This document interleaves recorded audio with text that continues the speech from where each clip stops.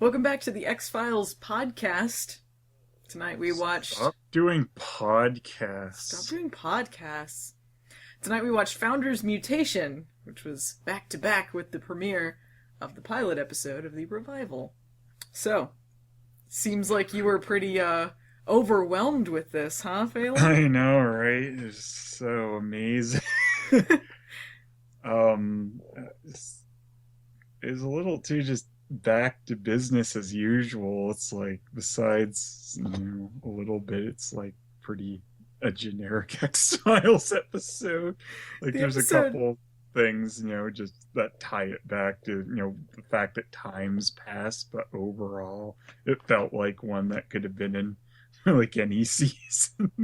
The episode ended and you just shrugged. You just looked at me and shrugged. It's not very strong as like part of a mini series is kind of not that interesting, I guess. Yeah. Well, I see how it tied into what they're doing. So Yeah, it's I the don't think like it kid could stuff. just well, Stupid kids with powers, though. It's it was because it had to do with William and the alien human hybrid type things that they've been talking about, which I think ties into what they're doing with the whole colonization storyline that they're doing. See, the thing is, though, I get where it places, and I do like that it has to do.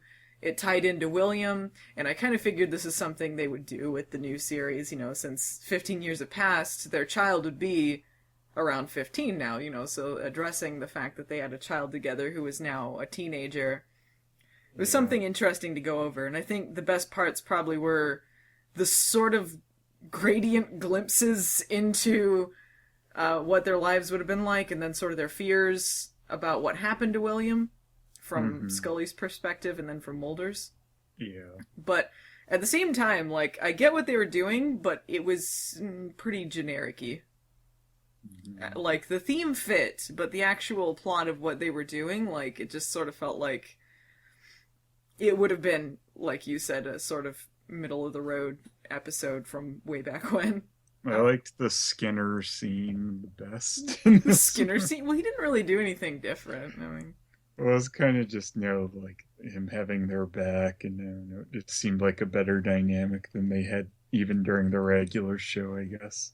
yeah, it's nice. Skinner scenes are always nice. Like, he's always got their back, and Mitch Pileggi's great. Mm, Like, that- I knew the new series would be composed of a lot of monster of the week type things, mm, um, which sort of is what this was. But like, even if you're gonna do that, I like the monster of the week episodes better than the conspiracy ones. Anyway, those are always the best ones. But if you're gonna do that, you still have to have some strong stories and yeah. yeah, we've seen kids with powers before. I mean, it ties into the plot, but I mean, it is just kids with mental powers, which Well, isn't new. yeah, I mean, to be fair, the show ran for 9 seasons. There's not a lot of things you could do that's Yeah, but I wildly mean, different, if but you want to do one episode about kids with mental powers, I guess it should feel a bit different in your execution if you're not going to go for, something different with what they're doing with their power or whatever. yeah, I feel like they could have done a little more with it to make it interesting. It's been a lot of times where it's kind of like, oh, and then someone comes to Mulder and Scully, like, oh, yeah, I might need help, Dad. Okay. Well, lead us to the next part. Yeah, they had Classic. We made it just in time to save her. Mulder, she's dead. Yep. Just in time. they went over like genetic deformities and things like that. But even so, with that in the episode, I felt like the actual like kids with powers portion of it, I felt could have dealt more with the body horror stuff that they did really well in hmm X Files. I mean, I think that where X Files really shines is when they do just like some really weird shit. You're like, what? Where did this come from? And it was sort of like, all right, so they're psychic, and then they could like speak to each Yeah, other. then they have when Wonder Twins power activate and let's Yeah. kill our dad. Well, it just sort of seemed like a last minute thing where it's like, oh, he's trying to find her sister. There she is. Boop. Oh. Yeah, that was the kind of the thing too about this whole plot. Like he finally finds her, and then all you get is like them doing a sonic fart at their dad, and then they disappear. Yeah. I like It's too like, they well, anyway, I don't know what they were really doing. Maybe we'll talk about it later, but fuck you for this episode. Just Mulder and Scully's like, all right, let's leap into action. Ah! It's like the only thing they really did was nabbing the blood, I guess, in the end. It's like, haha, you thought it was a we got jack shit ending, like, classic X-Files, but I did at least nab this blood. Okay, cool. That's something. I like how rushed it was when they interview the mother who was accused of killing her kid, which I guess that was her kid was the son, the janitor guy. Yeah. Okay. When they interview her, they're like, we want to ask you some questions. She throws an apple at a cat, and apparently that's their key to connecting with her, which didn't go anywhere. I thought that was supposed to mean something. Apparently she just Yeah. wanted to throw an apple at a cat. Like Scully's just like, we've been sitting here without her talking for 10 minutes, Mulder. Yeah. They get her to talk, and she's like, they're like, can we ask you a question? And she's like, well, not if it involves my husband, because here's all you need to know about my husband. And just goes, like, unprompted into the whole story after that. It's like, what? Okay. Well, like it does move quicker again than most X-Files, so that's like one of the things too. It feels quicker, It doesn't feel draggy, even though the episode which is was good. fairly generic feeling. It didn't feel like some of the X-Files episodes where you're like looking at the time, like, when's this gonna get over Yeah, with? there is at least that going on.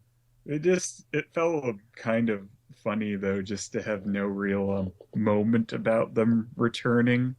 Well, I Just guess like at the the end of the fact they're pilot back. was sort of that. Yeah, but it didn't really give them the moment of them being back in, like the office or getting their badges or anything. It's just kind of like I expected something like that, just some variation of the theme plays, like they're back, but you never get that. And then the beginning of this one's just kind of like, hey, we're back to business as usual. Like immediately, there's nothing. No, we're back. I'm just imagining they like kick down the doors, walk in slow motion, back in black. Da, da, da. Yeah, that's what Cut to Skinner. These two. X-Files house. Oh, this is gonna be hell on my ulcer, but damn, they're good. As they're walking down the hallway, Doug, it kind of hides his face for things he doesn't know. Finally moved on, progressed with my career. I don't know those guys. You remember when I died and came back to life? That was a thing, right? Guys are back, and just in time because Krychek called in dead to work again. Oh! Damn it, Krychek. He's been calling in dead for the last few years. We told him you probably don't need to keep calling in dead.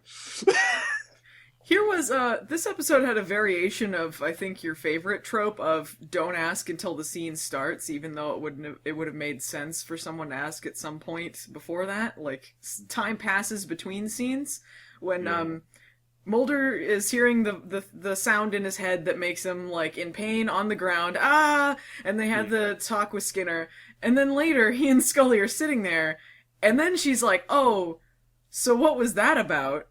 Yeah.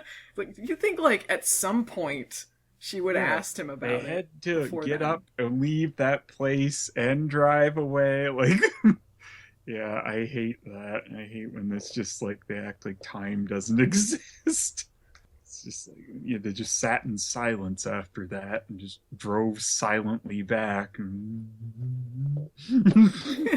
Apparently. So about that, nope. Hang on. Scene hasn't started yet. We need to go talk to Skinner first. We will be quiet until we get there. It seemed a little pointless that they even bothered doing that anyway.